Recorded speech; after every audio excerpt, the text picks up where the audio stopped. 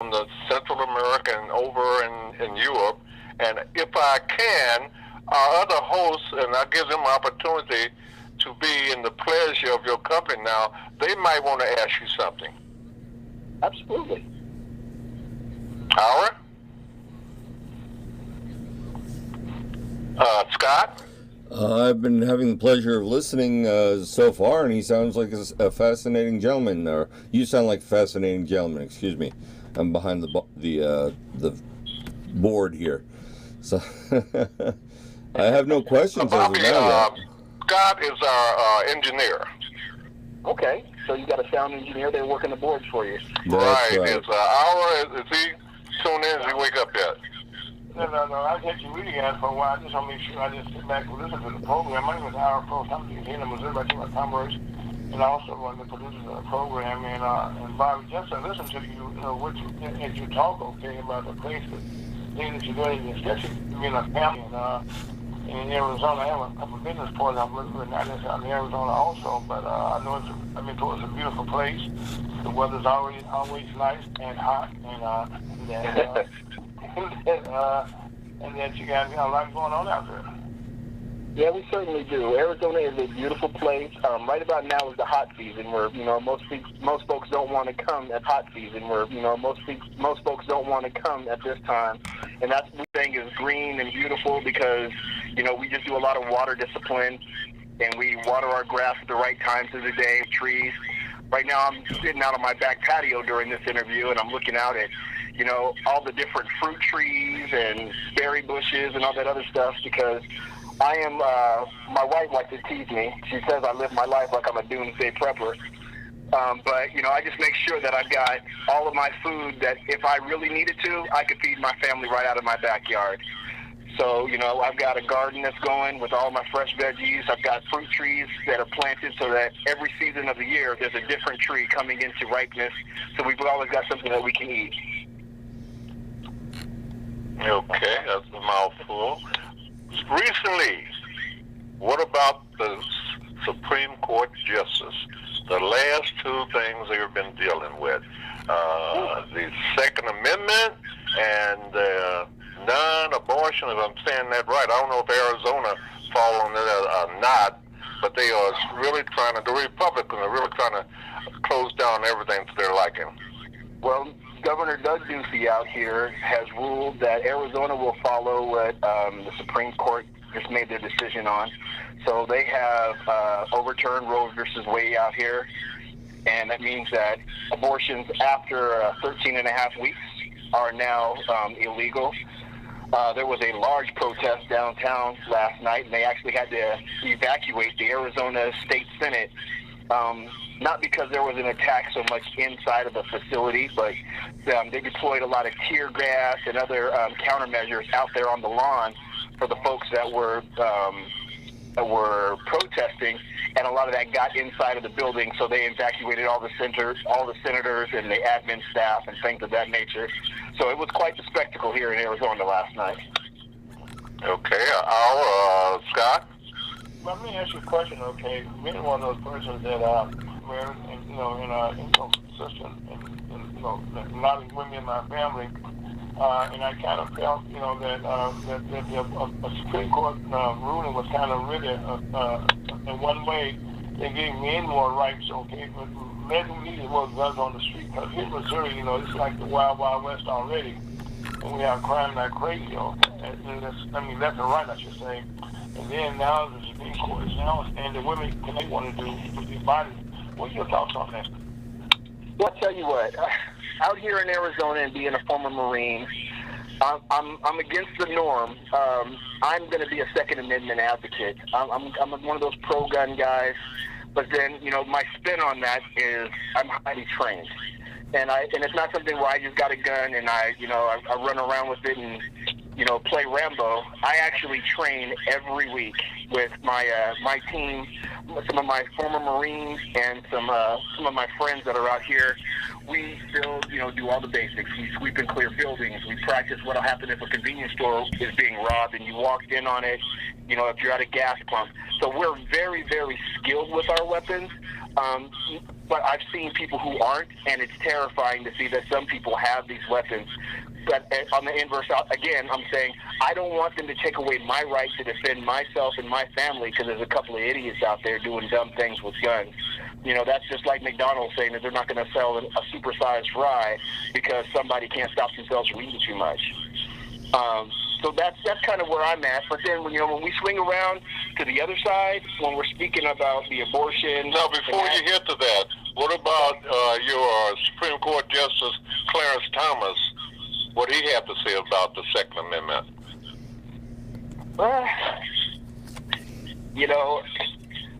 Unfortunately, he's from the Boot Hills of Missouri now. Go ahead. The Boot Hills of Missouri. Well, I'll tell you this. I don't know exactly what he said because I did not actually catch that portion of what was. All I did was hear the ruling and the finding from the court. Can you refresh my memory on what he said exactly? Oh, Roger, I think what MC is referring to is who he cut you off, okay, about the main issue they talk about, that Clarence Thomas made a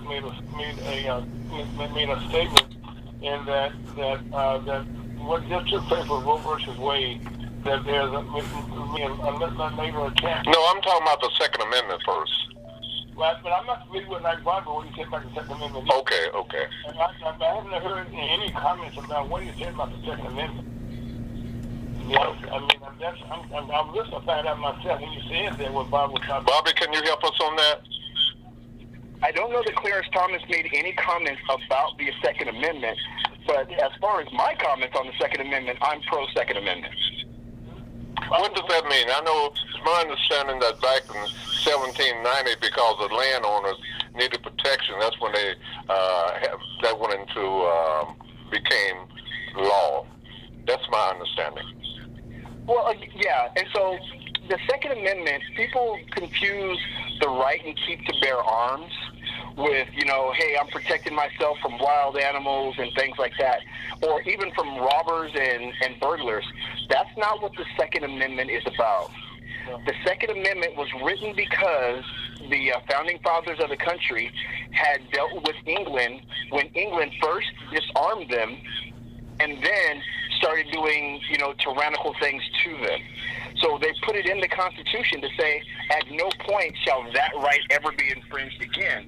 So if you got a government that has all the guns and the people have none, it's very easy for the government to do things. Now, I know on the inverse that you're not going to stand up to a military regiment with an AR-15 or, with a rifle. You're not. But being a Marine who served in combat, I can tell you that there is nothing more deadly than having to fight an insurgency that has, small arms that are popping out of windows everywhere you go. War, but what it would become would be a war of attrition. So if our government ever truly turned against us, and right now we got both sides, Republicans and Democrats, doing some of the dumbest things I've ever seen on the planet. If they truly turned against us, if we had surrendered all of our weapons, we would have no recourse. It would be very easy to enslave any person or people when they have no way to defend themselves. I remember when I worked for an organization called the Kansas City Plan, to place minority and women to the skilled crafts of construction. I used to go down to those small towns, and they had the militia training already in those areas. For years, everybody went public on this, that, and another. We'd say penetration about the people. Maybe that's a good word to use. Yeah, and that's one of the things that makes America, everybody says, oh, America is a powerhouse, and they're worried about us because of our military might. But during the war games that we played in the Marine Corps, one of the things that we very frequently said and we depended upon was that if there was ever an invasion on American soil, that they would not only have to fight our military, but they would have to fight our people, because on average in America, there is 2 guns for every human. Period. I don't care if she's 2 years old or a 2-year-old baby, or it's a 97-year-old grandfather. There's 2 guns for every person in the continental U.S. Now, of course, there are some people that have 100 guns, and there's some people who have none, but the average is 2 guns per person. And when you've got that kind of armament, anybody trying to invade this country knows that it would not be a cakewalk for that very reason. I like you, sir.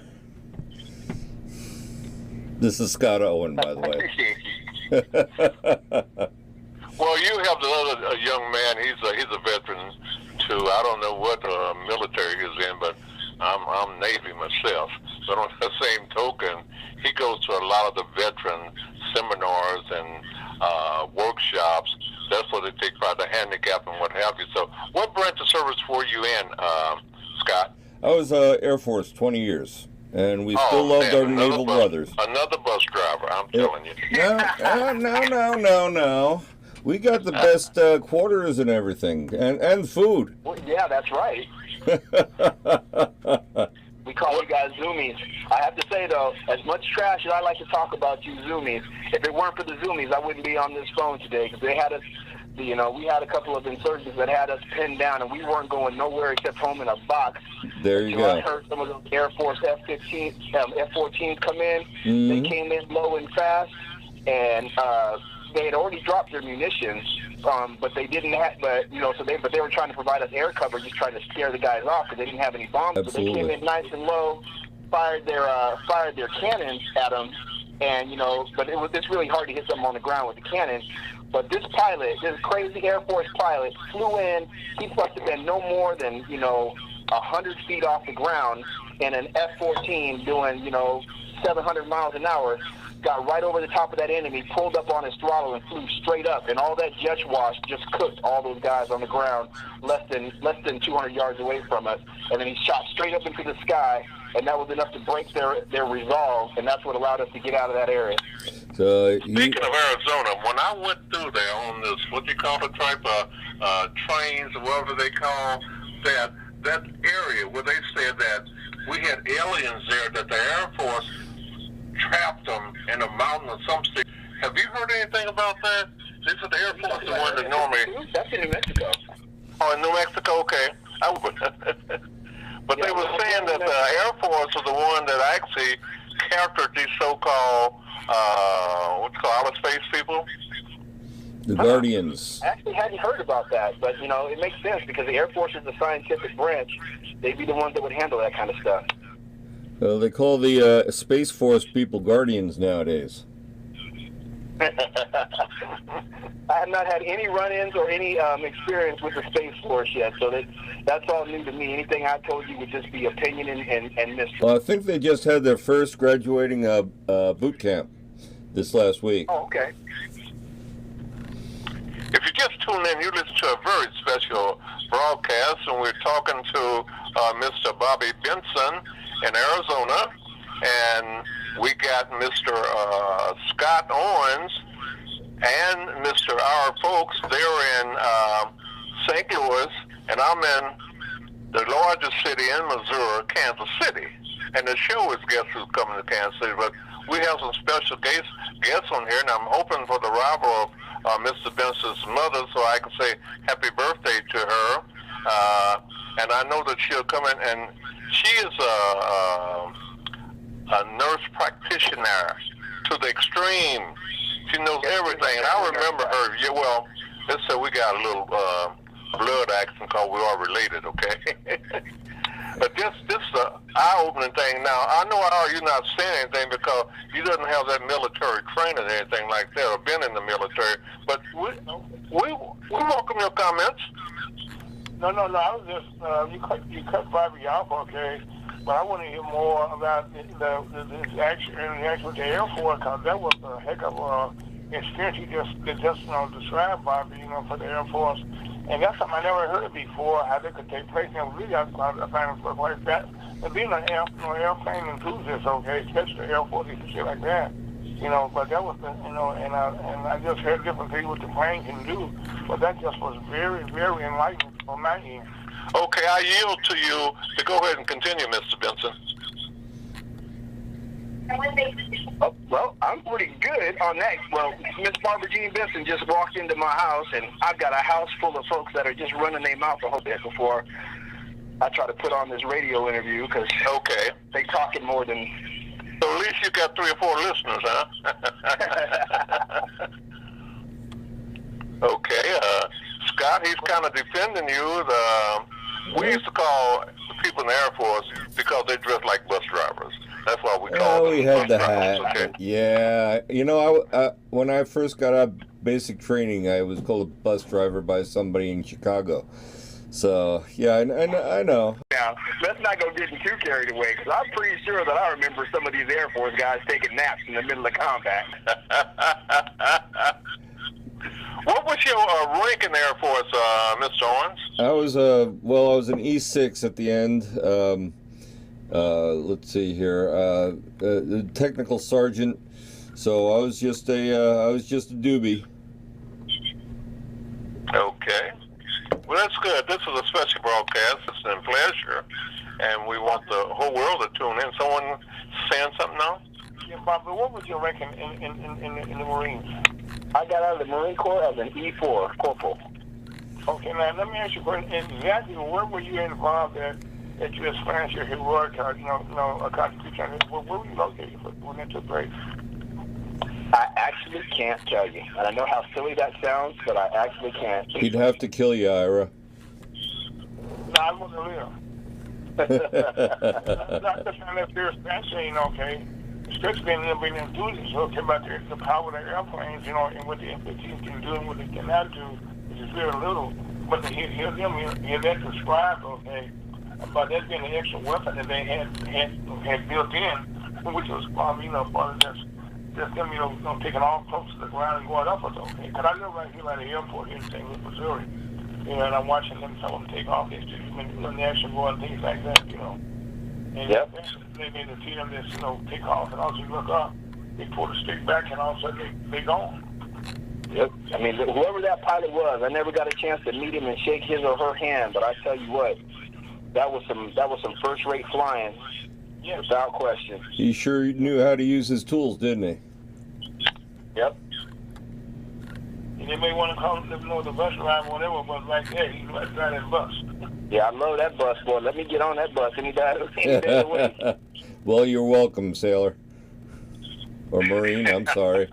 Hey, what they tell us, Scott, all the time, thank you for your service. Well, you're worth it. I appreciate it.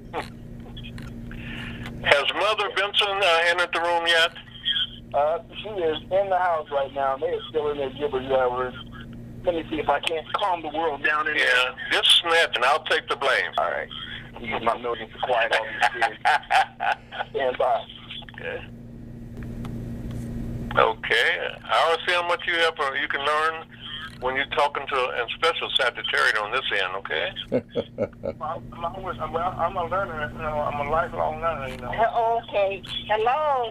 Yes, is this the Barbara Jean Benson? Yes. Hey, honey, this is MC.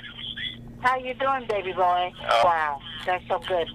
A gentleman, Miss Barbara Jean Benson, is Bobby's mother. And she's been around. She's a Richardson hour This is Bernice's daughter.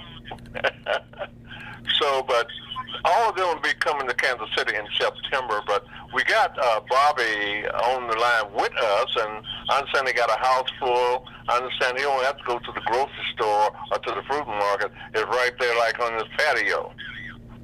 Right. What are you? How are you doing? You doing okay? Barbara Jean. I know this is your birthday, okay? And I'm very happy that you are my elder, and I appreciate you and respect you. Well, good. The only person older than me is Dorothy Grace. Yes. Yes, and I have to give you her number. Hopefully she'll accompany us in Kansas City, but just give Ira is from around Louisiana. Give about the Richardson, as you know, Richardson, Texas, and Arkansas, and what have you. Richardson, Texas, and White, Texas. Because the Whites was mother's side of the family. My mother's mother, they were the Whites, down out of Texas.